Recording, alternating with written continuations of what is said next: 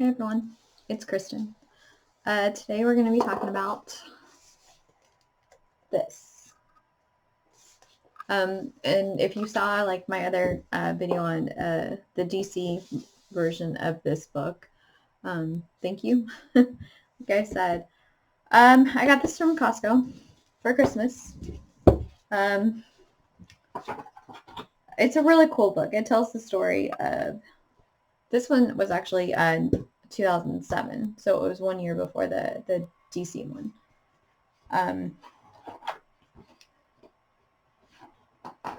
Oh, and this is actually where I keep my most like prized possession, is kind of within the confines of this book. One of the comic book conventions I went to, Stanley was there. He signed this for me. It's like one of the best days of my life. I mean, like, and I got to hear him, speak in person. Oh, it was really cool.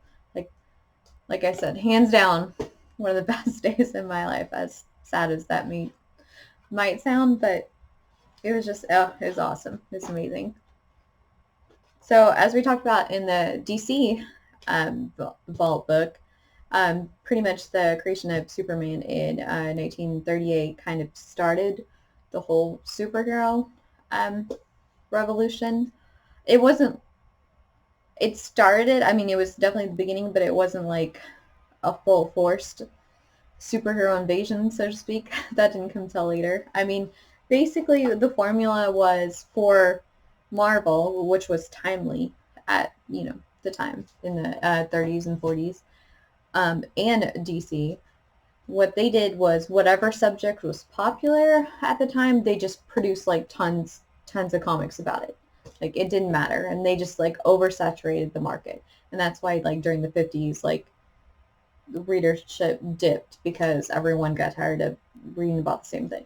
And basically where the comic book code of authority came in is when the horror comics were popular, because a like psychiatrist said,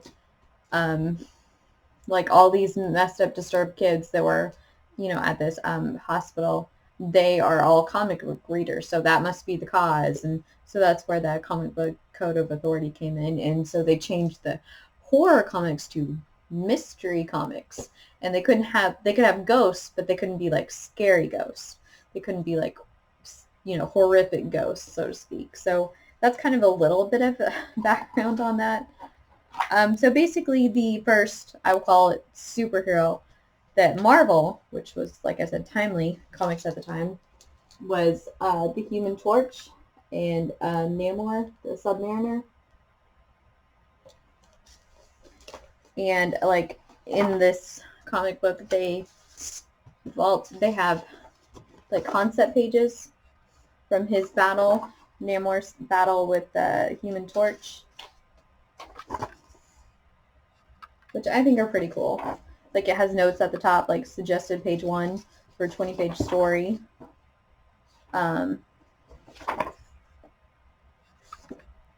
All these are pretty much different concepts for the same page. Here you have him fighting Hitler. Like I said, I think it's cool how they just like, threw these in here, these recreations. And here you can see the actual battle. Like, there's the Submariner and there's the Human Torch.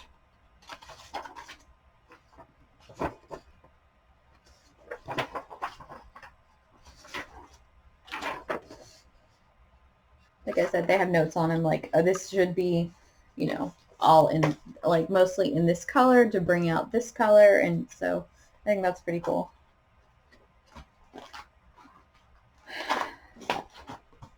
So, like I said, those were Marvel's first, basically, superheroes. And they also had, of course, Captain America. Of course, the main concept with him was, in order to have him fight, like, the Nazis, because, of course, World War I, or II, you can see him punching Hitler right there.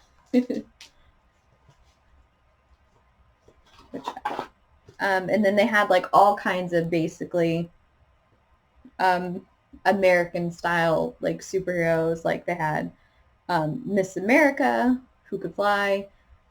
She actually wore glasses when she was in costume, kind of like a reverse Superman. The Vision, which we know as like the android now, but they made him kind of like a green-skinned alien type person. So I found that like to be interesting how they and like the Human Torch, like he was an android, but and then Stanley added the Human Torch to the Fantastic Four. Of course, he's different, and like I said, more of what was popular during this time were funny comics, as well as romance comics, and you might recognize Patsy Walker. She actually went on to become a superhero, like Hellcat, I believe. So they just kind of like repurposed her. But like I said, they were trying to capture the market of basically the comic books, whatever was popular at the time. Like I said, Westerns were super popular at the time. They basically capitalized on whatever was popular and then flooded the market with it, just oversaturated it. And that's why, comic books after a while took like a dive because everyone was so tired of reading the same thing. Like I said, these comic books, you can see this is pretty disturbing looking, I guess. From a parent's point of view, you can see why the comic book code of authority was created. Like here's another one, a little disturbing. So anyway, they were marketing those, of course, to try to get readership, but kids were reading those too, and so the parents were outraged, and so that's where that all came in. Like I said,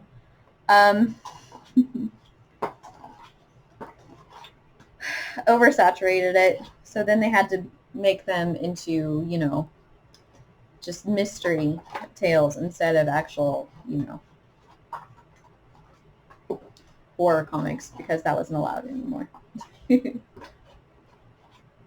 And then, Stanley, he had been at, writing comic books for like 20 years at that point, like 2 decades, and he finally got tired of basically, he said, writing the same story. Like you could, there were three things to a formula to a story. Like never be the first to put out a comic book in a particular genre, but if and when you go in, saturate the market with numerous titles to imitate whatever's selling. Keep all plots and dialogue simple enough for a child to read, and not necessarily an especially bright child. Ouch. Covers everything that catches the kid's eye and causes him to pluck the magazine off the newsstand. What's inside hardly matters. Like that, Stanley was saying, this has been the formula. Like, we need to change it. This is not right. This is dumb. So, basically, the 60s were the birth of Marvel as you know it. One of the things they include in here, Christmas card. That's pretty cool. From the mid-60s. So, basically it talks about the birth of the Fantastic Four. And actually, from this I learned that the Fantastic Four were actually supposed to have like different classifications. Like Sue was supposed to be an actress. Johnny was supposed to be a star athlete. Ben Grimm was supposed to have a crush on Susan. All kinds of stuff that ultimately didn't end up in there because it was I mean, it was better the way, of course, that it ended up because, but anyway. And then it talks about, the Submariner coming back. Basically, there's a whole chapter on the Fantastic Four because, of course, that's what started the superhero Marvel genre, basically. And then they talk about the Hulk. I'm not getting very far in this video. It's probably because, you know, obviously Marvel is my favorite. I'm sorry, but I love comic books. I still love DC, but Marvel always will have a place in my heart. Sorry. Of course, Spider-Man, Tales to Astonish. Well, actually, like Amazing Adult Fantasy, which is a weird title. I mean, it's funny. It even says in here, I was not thinking this, but it even says, like a caption, no dirty minds here, the adult, for the fact that the stories were a little more complex than usual. It's hilarious. Oh, they even caught on to that nope, that's not what it means. That's pretty funny. And then, of course, you have Thor. So basically, Stan Lee created all of these characters, all these new characters. Tales to Astonish, Ant-Man, Doctor Strange, Iron Man, and then, it talks about the Avengers and where they find Captain America in ice. Because, they had to bring back Captain America. He fought for the country after all. And then, of course, the X-Men. Yay. Silver Surfer. Like I said, he created so many characters. It's a wonder that, like, he, is called, like, the father of Marvel Comics.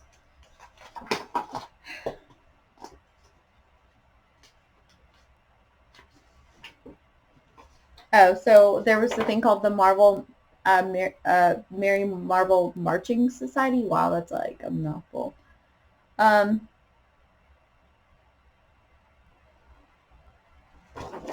You got a little certificate for joining. It's like your name's in the logbook.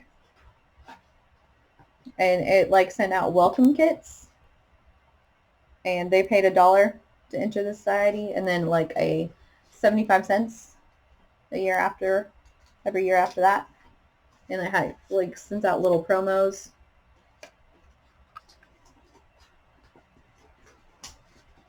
And then like you got a button. I belong to the Mary Marvel Marching Society. And like here's your membership card. Like I said, that's pretty cool. Like Stan Lee, there was like the bulletin where he would always like answer questions and talk about things, and he just really tried to make everyone feel, I guess, inclusive, so to speak. And look, they had T-shirts. Even back then, T-shirts, X-Men T-shirts, Avengers, everybody. So, of course, the 60s were a huge time for Marvel. They, like, printed, like, all these different characters were created, and it was just one after another. Stan Lee he was so creative. He just created all these characters, just, like, one right after the other, like I just said. Whoops. So it was a big, big deal for Marvel, and that's, like, what ultimately shaped Marvel, was that base of characters that are still super popular and super well known today. Like, everyone knows Spider-Man. Just like, even though Superman was the first superhero, Spider-Man, is just as recognizable. Like, everyone knows who that is. I would say that's Marvel's, like, mascot, basically. So, I hope you join me for part 2 of this video. Until next time, bye.